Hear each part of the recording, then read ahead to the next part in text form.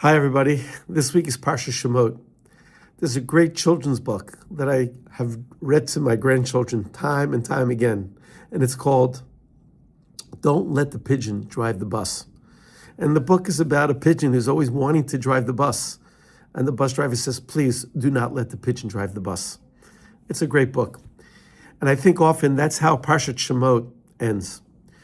Parshat Shemot begins with Hashem asking Moshe to go to Paro and ask for the release of the Jewish people. And he does so. And Paro says, no way, Jose. And he says, not only that, I'm going to make life more difficult. They're not going to get straw to make the bricks. And the numbers of the bricks should not be diminished.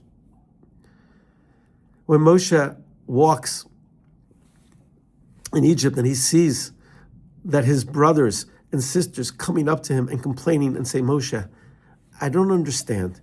You came with such hope and you made promises.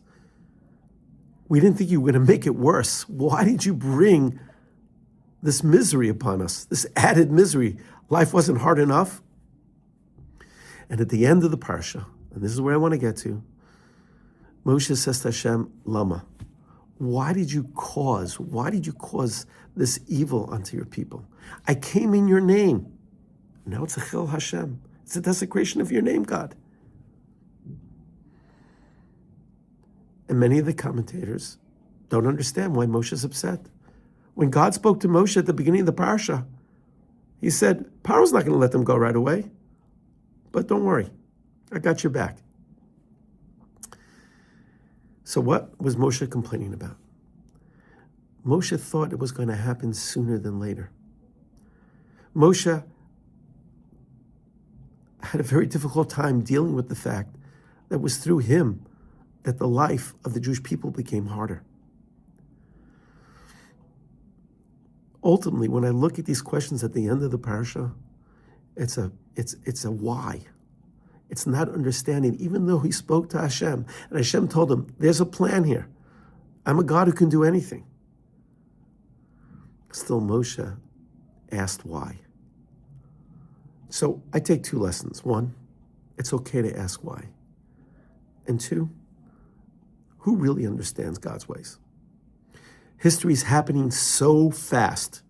So many things are occurring.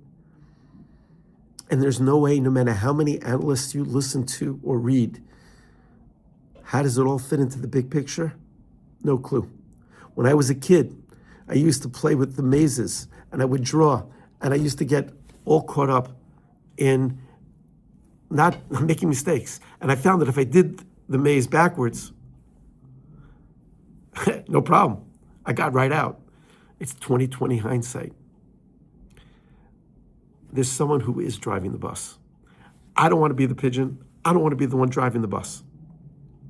There's a Borei Olam. There's a creator. That's what I believe. That's what I opt into. I was at a Shiva visit the other day, and someone who had gone through a very hard life said to me, do you really believe everything has a reason? And I go, yeah. Well, why? I said, because it makes sense. There's a God. I don't understand God, but I know someone's driving the bus. And he said, well, you want to believe that. I go, exactly. Believing in it, you have to opt in. So let's work on our emunah. I'm going to work on my faith in Hashem, that everything that's happening, even though I don't understand it, just keep doing the right things.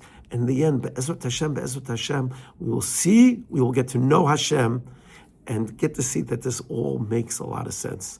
Shabbat Shalom, and remember, don't let the pigeon drive the bus.